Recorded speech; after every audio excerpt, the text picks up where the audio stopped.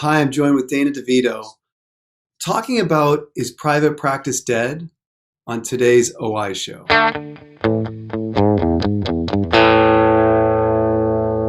Dana, thank you for joining us today, and really appreciate you taking some time out of your busy schedule. Please, if you could, for our audience, share with them a little bit about yourself and really where you are in your schooling right now. Yeah, so thank you, Dr. 𝘿𝙖𝙣𝙬 for having me on today. It's a great opportunity. So my name is Dana Devito. I'm a current third year at the Indiana University School of Optometry. I'll be starting my fourth year rotations in a couple of days. And I've been our private practice club president for the past 2 years. That's great. And I remember meeting you at something referred to as the Solution Conference, which was, it's just an awesome experience. And for those people listening to the podcast now who don't know what the Solution Conference is, if you could share with them a little bit about what that is. Yeah, so Solution is the Student Optometric Leadership Network. It's basically an annual event hosted at various locations, and it's basically an event where all 2 members from each private practice club across the nation attend, and we discuss what worked for our clubs, what we could do better. We share ideas. We meet with members in industry like Dr. 𝘿𝙖𝙣𝙬, and then we're exposed to other ways that we can be helped by industry with private practice and how we can continue to grow the private practice realm within optometry. So it's really just a giant conference, all encompassing everything about private practice. I think there was 2 cool things that I noticed about it. One is there's private practice clubs at all of the schools and colleges of optometry in North America, first and foremost, including the Canadian schools. And the passion that lies there with the student body, because I think there are some perceptions about students or the current student body and their level of interest for private practice. But being at that conference, I saw the passion that exists there with you guys. And 2, not only is it that, but it's really the top gun of the private practice clubs. You're really sending the best of the best. So the leadership of all the private practice clubs from all the schools and colleges of optometry across the country get a chance to meet there, like you said. So tell us a little bit more about your private practice club at Indiana University, and really kind of what happens, like what occurs at the meetings. How often do you guys meet? What's it done for you over the past 2 to 3 years? Yeah, absolutely. So with our private practice club, in addition to attending Solution, we have monthly meetings, and our meetings range from presenters like Optometric Insights, 𝘿𝙖𝙣𝙬𝙬, VSP, and other graduates from IU that share about their personal private practice. We cover finances, we cover marketing, and anything under the scope that can help students get into private practice. We have a whole board. We have a president, vice president, treasurer, secretary, member relations. So it's very involved, but we do our best to promote the events and then help set up our club members with the resources they need to go into private practice after graduating school. And every speaker that comes to present to us, we provide their contact information. We take notes at the meeting, and we make that available to all of our club members. And at IU, we average about like 80 to 90 students per class.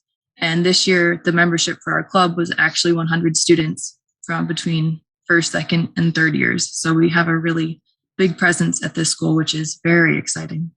And it's exciting to see too, Dana. I mean, really, so I've been in clinical practice now for 20 years. I know that when you look at me, you think there's no way that he could be practicing for 20 years. but the reality is that, when we go into the schools, I mean, we're looking face to face with the future of optometry. And it's so encouraging to see the level of interest that there is for practice ownership within the student body. I mean, so when I came there and spoke to your group, we talked about preparing financially for the first years after graduation and really kind of diving into some of those details, and also creating some level of path for success so that there's some level of security that exists there. But tell us about some of the other topics, the interesting ones that you guys have had speakers come in and talk to the club about, and some of the things that you have been exposed to already through the private practice club. Yeah, so first off, I've been exposed to a lot of the leaders within private practice across the nation, just having them coming in to speak to us. We're right there, front and center, working with them, trying to get them to IU. Some of the more interesting ones we've had, I think one of them covered how to really like start cold and how to start your private practice. So taking into account student debt, trying to get your finances in order and figuring out what you really need to either buy in or to start your own practice, and telling all the differences between the options that you have as a student. Like, would you want to buy in? Would you want to become a partner? And how you would segue into doing those different options, and just getting that knowledge out there. Like, it's, we're in the curriculum learning about eye diseases, refractions, right? And so this information is not always available. So it's hard to understand that segue. But I think that was one of the more interesting topics we talked about. That's great, Dana. And I think too, like, all students kind of wonder, well, when should I be starting to think about this in particular if I'm interested in private practice? And I never think it's too early, like from the start of optometry school, to start building those networks, to start understanding what happens outside of those four walls. I remember being in your shoes, and I remember thinking, it was such a good system for me because everything was planned for me. So I kind of knew what I was going to be doing year one. And somebody kind of told me what I was going to be doing year two and year three and year four to get to that level. Right. But I remember thinking, after that, how am I going to figure out what happens? How am I going to create that opportunity? How am I going to find the people that are maybe going to initially employ me and then potentially partner with me? So it's nice that you guys have that forum where you have that open discussion and dialogue, and you have the ability to actually do that. And I think that's going to ultimately prepare you and your members for a greater chance of success when you graduate. I think that's what it's all about as well, too. Yeah, I hope so. And actually this year we called our mentorship program. And so I reached out to some of the recent IU alums that are running their own private practices and made all of those contacts available to our club members. So just siphoning through, getting the contacts out there, making those resources available for members. That's another big thing that we try to do within the private practice club. That's awesome. And I know too, like even with alums, sometimes they may not have opportunities, but they may know somebody who has an opportunity as well too. So I know that like the more people that you meet, the more chances you have of meeting somebody that has that potential right opportunity or right fit for you if you're planning on joining a practice. And if you're not, or starting cold, you really kind of take or follow a different path. But I think it's just cool that you're creating those networks. Yeah. And even it goes both ways. We've had some optometrists reach out to us. They're looking for an associate, or they're looking to sell their practice. And then they pass it on to me, and then I pass it along to our members. So it really goes both ways. And I love to see it, because sometimes it is hard to find those opportunities. You don't always know where to look for. It's been great. That's great. And having that open line of communication is awesome. Well, Dana, it's been an absolute pleasure here. And it's been so fun talking to you again.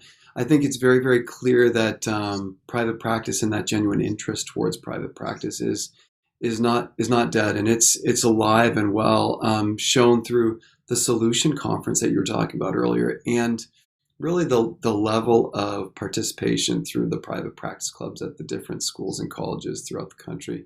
Dana, thank you for joining us and being here on this OI show. Great. Thank you for having me. This is great. And thank you all for joining us on this episode of the OI Show.